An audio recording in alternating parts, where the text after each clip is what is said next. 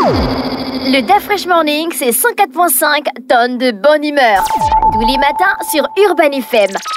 La meilleure radio de la capitale. La meilleure radio de la capitale. Vous êtes sur les 104.5 Urban FM, la station urbaine. On va à la découverte avec René Rive. Oui, on va à la découverte. Tu te rappelles quand on a parlé de Optimus Optimus, le robot humanoïde de Tesla. Pas Optimus Prime. Non, pas Prime.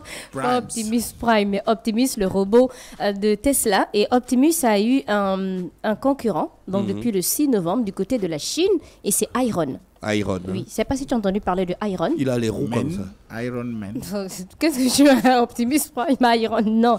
Alors, on va commencer d'abord par Xpeng. En fait, Xpeng Motors, c'est une entreprise chinoise qui est spécialisée dans la conception et la fabrication de véhicules électriques intelligents. Donc, l'entreprise a été fondée en 2014 et elle se distingue par ses innovations technologiques et son approche orientée vers l'intelligence artificielle et la connectivité. Avec des modèles comme le P7 et le G9, donc Xpeng vise à rivaliser avec les grands noms du secteur comme Tesla, d'où ils ont décidé de mettre en place aussi leur robot qui s'appelle Iron. Donc Iron a été présenté le 6 novembre et figure-toi qu'en Chine, la fraîche, ils ont carrément le jour de l'intelligence artificielle où ils présentent carrément toute leur avancée en rapport avec l'intelligence artificielle. Donc le robot s'appelle Iron et c'est un robot humanoïde qui est conçu pour collaborer dans les usines mais aussi pour des usages domestiques et professionnels. Alors on se rappelle très bien des caractéristiques de Optimus et là on voit les caractéristiques de Iron. Donc Iron mesure 1,78 m, il est déjà plus grand que Optimus qui était à 1,78 m. Optimus était 1,73 m. Donc tu vois qu'il est plus grand déjà que... non, c'est déjà 1 m combien? 97. Bon, ça va, c'est bon. Oh, donc Iron... Regarde, c'est que d'après j'ai dit.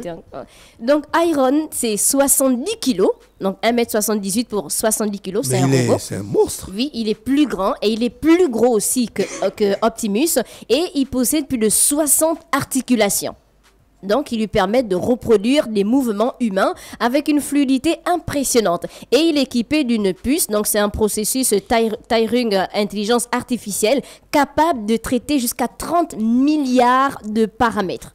Et cette technologie-là permet à Iron donc de réaliser des tâches complexes avec une précision quasi humaine. Alors, dans quel domaine au Gabon on mérite l'utilisation des robots comme Optimus ou Iron, selon vous? La fabrique des cotis. La fabrique des Cotis. Je vais laisser l'approche de sa fabrique des cotis. Dans quel domaine on mérite des robots comme Iron ou Optimus? Mais quel domaine aussi? Mais on n'a pas parce la que là-bas, qu'il faut. Qui sert à quoi là-bas? Mais après, ça dépend. Iron, c'est plus pour les véhicules. Tu vois, la construction des véhicules. Ouais, alors, on n'a pas l'industrie des véhicules. C'est rapide. Après, eux aussi, ils envisagent un peu dans le domaine, dans les usages domestiques et professionnels. Comme quoi? Pour, à la maison, si tu as besoin d'un robot, par exemple, pour certaines tâches. Comme quelle tâche? Envoyer... Toi, où tu es là, tu as besoin d'un robot pour quelle tâche ici au Gabon? Avec les ongles qu'elle a. Pour charger le robot, on branche ça au courant.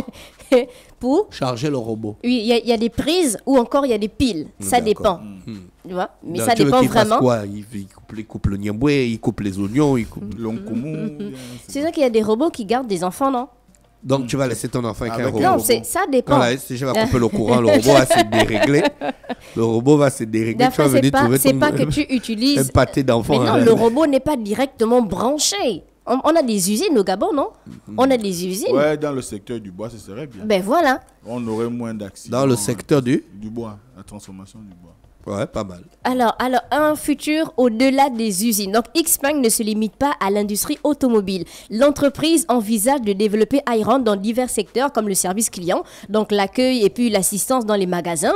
On a par exemple l'administration, donc l'automatisation de certaines tâches ou encore l'usage domestique, donc l'aide à domicile pour des tâches ménagères ou encore pour des personnes du troisième âge qui n'arrivent pas parfois, qui ont besoin toujours d'aide, donc qui sont obligés de dépenser parfois des grosses sommes ou qui ont besoin de nièces, des neveux et autres. C'est vraiment ça pour Iron. Donc, les ambitions globales. Donc, Xpeng prévoit d'étendre sa présence à 60 pays d'ici 2026 avec des projets ambitieux comme des voitures volantes et la société se positionne ainsi à la pointe de l'innovation en combinant l'intelligence artificielle, la robotique et la mobilité. Apparemment, l'intelligence artificielle est partout. On a parlé de l'intelligence artificielle dans la médecine, on parle de l'intelligence artificielle aussi à la maison, on utilise l'intelligence artificielle un peu partout. Donc avec Iron, Xpeng ne révolutionne pas seulement la fabrication automobile, mais redéfinit aussi l'interaction entre les humains et les robots dans divers domaines. Donc on a déjà parlé de Optimus et aujourd'hui on parlait de son concurrent et du côté de la Chine qui s'appelle Iron. Merci René Ruth avec nous ce matin sur les 104.5 Urban FM, la station urbaine dans le Da Fresh Morning. Le Da Fresh Morning, c'est 104.5 tonnes de bonne humeur. Tous les matins sur Urban FM. La meilleure radio de la capitale. La meilleure radio de la capitale.